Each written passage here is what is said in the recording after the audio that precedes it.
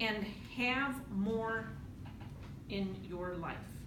Kevin will inspire us today with six steps for developing your miracle morning. Please help me welcome Kevin with his speech titled, Add More Life to Your Life Through a Miracle Morning.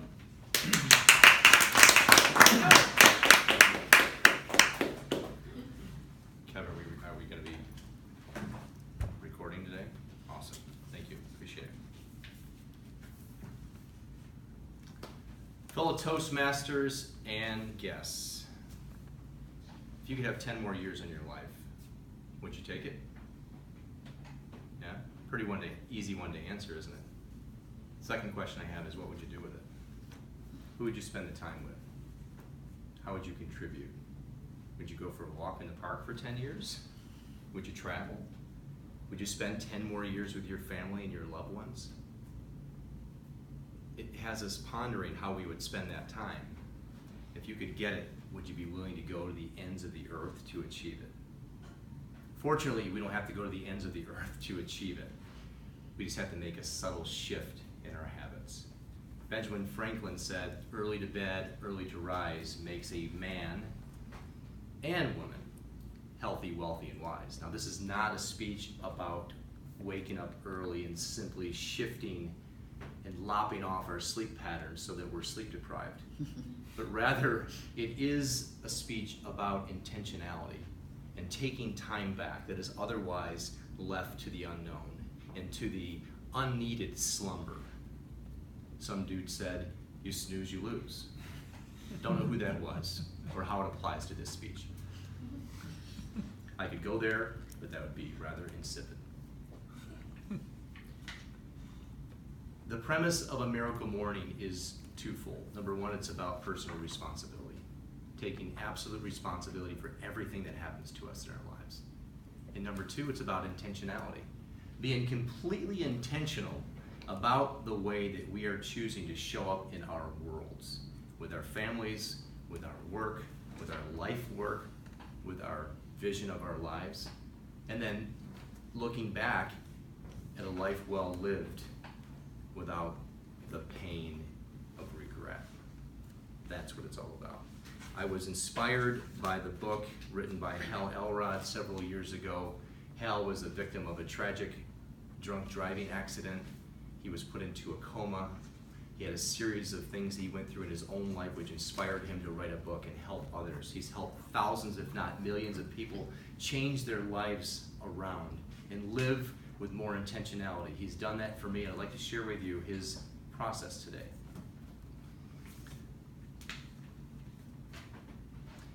It's easy to remember. Before I get started, if you could take on a piece of paper, doesn't matter what you have, just turn it around if it's printed on the front side, and write an S at the top left corner of your sheet of paper, please. This will help you remember and install this habit in your life. S, and then below it, we're going to go vertical, A, and then a V, and then an E, and then an R, and then an S. This should spell savers, which makes it very easy to remember, especially in West Michigan. We can appreciate saving. Savers, and also it stands for saving your life. Let me get started with the first one. This is an acronym, of course. S stands for silence. Silence. There are scientists, neuroscientists, and many others, authors, that are beginning to put out this concept of centeredness and meditation. Some of us in this room already do this, and it is the beginning of the entire process. If we were to take every one of those savers and decide to throw 5 out and leave 1, that might be the one we'd want to keep. It all begins there. Think about the thousands of messages we receive each and every week, from social media to news to the chatter on TV. This is the only time we have in the morning, is to be quiet with ourselves and to tap into who we really are. Regardless of your religious beliefs, tap into who you really are, your source. This is so important. It's the starting point of the entire process, is to get centered, to be silent. Mahatma Gandhi said, in the attitude of silence, the soul finds a path in a clearer light. And what is elusive and deceptive resolves itself into crystal clearness. Number 2, the A stands for affirmations. Affirmations. Identifying what it is that you want, what you're committed to doing, and who are you committed to being.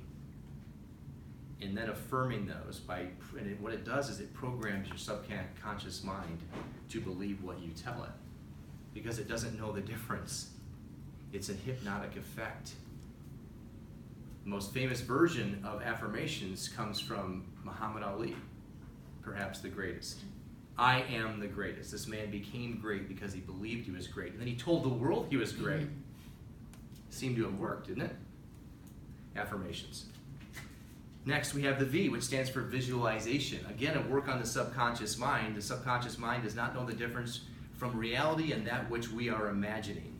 Another word for this is imagineering, which is a sensory-rich experiment in the mind, truly feeling the essence of that which you choose to attract to you, feeling it. Musicians know it, the best do. Actors, and even championship sports stars, they know this. They practice before they do it. They practice the pitching wedge. They practice the feel. They practice the basketball going in. And those that do it, they're the ones that are achieving at the highest level possible. It's been proven that those that don't do not accomplish the most they can. Going inside to achieve the outside. That's visualization. Exercise. Probably the most popularized of the 6. Motion creates emotion. We all know exercise boosts energy. It helps with concentration, self-confidence. Concentration, self-confidence, energy. We can fit into our skinny jeans. What more do we need to know about it? Get moving, get your body moving. 10, 20 minutes a day is all that you need. I have a personal vision of myself laughing and playing with my great-grandchildren, which is why I exercise every day. That's the biggest reason. That's the one that pulls me forward through all the other crap. And when I say I don't want to do it, I still do it anyway. It's a defining moment when it's super cold at 5 a.m. and you got to put shoes on. Sort of a standard, if you will.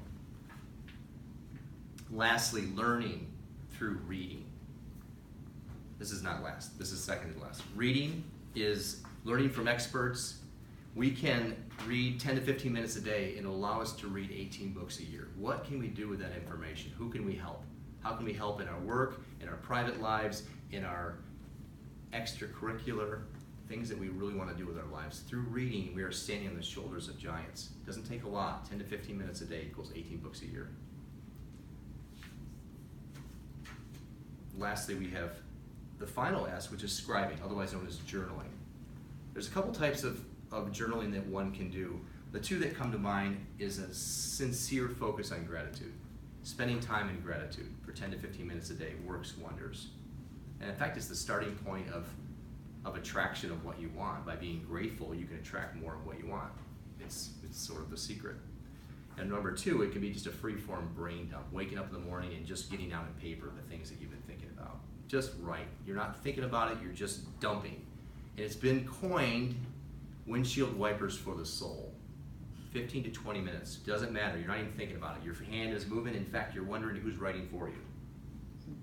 Miracles happen in that mode. There are some challenges with a miracle morning. Number 1 is finding the time.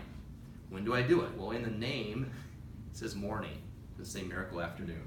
You can try this. We're going to help understand that it's about being intentional about your day. If you're working a regular work day, then doing it early in the morning, 5, 6 o'clock, whatever works for you, is when you would do it. If you're working third shift, you can do the same then, as long as it's happening in a time that before your day starts. Don't try to cram it in the middle of your day, because it's just not going to happen. Your battery will be too diminished, and other people are going to want a little bit of your time, which is a good thing. It's just not about being intentional at that point. Intentionality, it begins in the beginning. And the other challenge would be just doing the things that are the most important with your miracle morning.